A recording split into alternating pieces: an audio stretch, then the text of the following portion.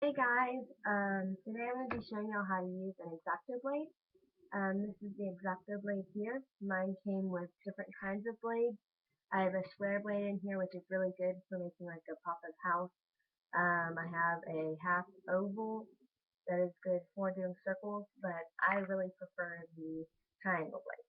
I do want to say if you're 18 or younger, please get parent consent before you use this blade because as you can see it is kind of dangerous. So today I'm going to be showing you how to use it. Um, we're going to be just making the advent wreath, actually, the very beginning of an advent wreath for a card, which I will show you how to make that card later. So here we go. I am using an old cutting board, actually. To do this, I would really suggest using this, especially if you have wooden floors or wooden tables. Um, but it's really good for other things like hot glue and just gluing things on. It's really easy to clean up. You can use cardboard, but you would probably have to use 2 to 3 uh, kind of stacks of it. So they do have a machine to make this circle, but I like to recycle. So we're going to be using a cup, the regular kind of plastic cup. So we're going to start with the big one.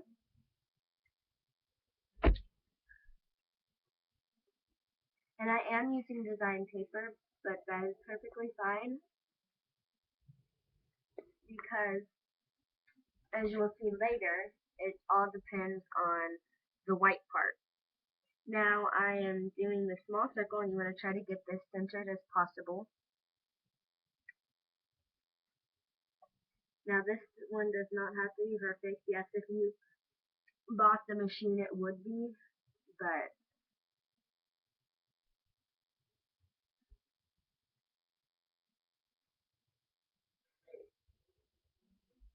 this is good enough. And this is really great if you're a beginner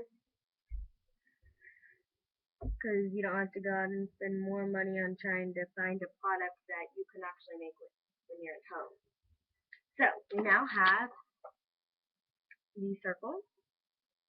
You can see right here, here's the big circle and here's the little circle. So we're now going to take our X-acto blade. Again, I'm using the triangle blade. And I start with the smaller one. It really doesn't matter. I just find that it's easier to get the middle done first than now this takes precision.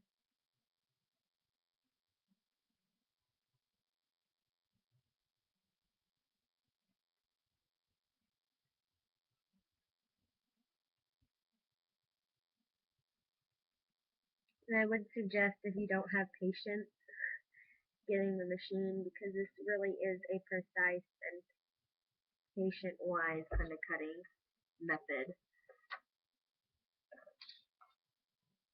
And you do want to keep track where you have cut out just so you know where you stopped and kind of how you're doing.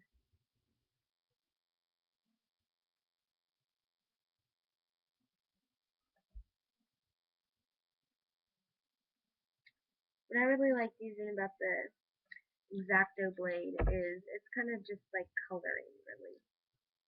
You're just doing it with a knife because if I was tracing a circle, this is how I would do it. And I do suggest practicing with your X-acto blade as much as possible because if you want to get really good at it and get really in depth with it, then I would suggest practicing. So we're done with the first circle. So you should have a hole in your paper. Y'all can see that better. There we go. Okay, now we will start on the bigger one.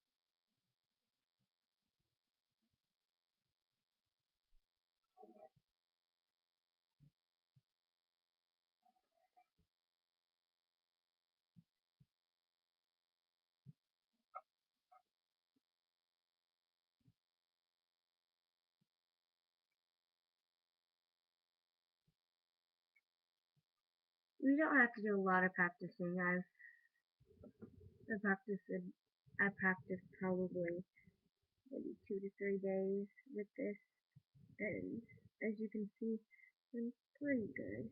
I mean, I'm not perfection, but I'm there enough. Okay, so we now have your wreath starter.